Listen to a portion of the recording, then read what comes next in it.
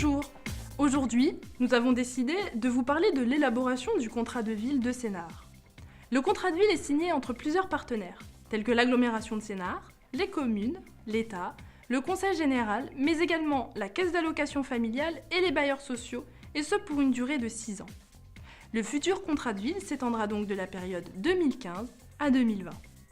Le document du contrat de ville présente les problèmes spécifiques rencontrés par les habitants des quartiers prioritaires, ainsi que les solutions proposées pour y remédier dans les 6 années. Plusieurs étapes sont nécessaires. L'observation du territoire et de ses habitants est la première. Elle consiste à regarder les chiffres et à les présenter de façon compréhensible par tous. Vient ensuite l'étape du diagnostic partagé, qui consiste à faire ensemble le constat des caractéristiques du territoire et des besoins des habitants. Puis vient l'étape de l'écriture des orientations et des objectifs à atteindre pour réduire les inégalités entre les habitants. Enfin, l'étape de la définition des actions à prévoir ainsi que les engagements de chacun des partenaires dans ces actions vient conclure l'écriture du contrat de ville.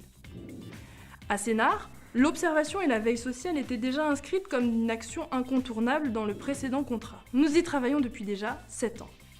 L'analyse intercommunale des besoins sociaux nous a permis de définir collectivement des pistes de travail dans les 5 domaines que sont l'autonomie des personnes, l'accès à l'emploi, le logement, la mobilisation des habitants et la santé. C'est un travail qui doit absolument partir d'un diagnostic.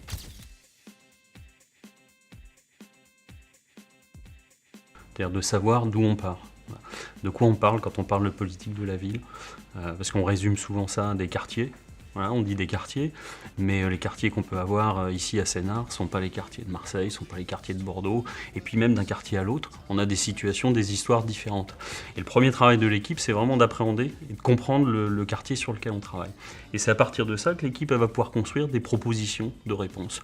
Qu'est-ce qu'on peut proposer pour améliorer la vie des habitants, pour imaginer un avenir, un territoire ou un quartier.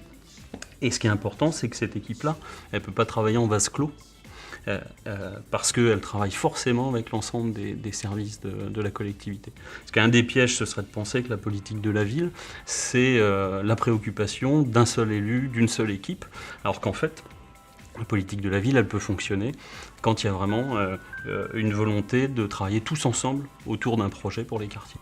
Il reste aujourd'hui à explorer ensemble de nouveaux domaines qui seront déterminés lors du diagnostic partagé.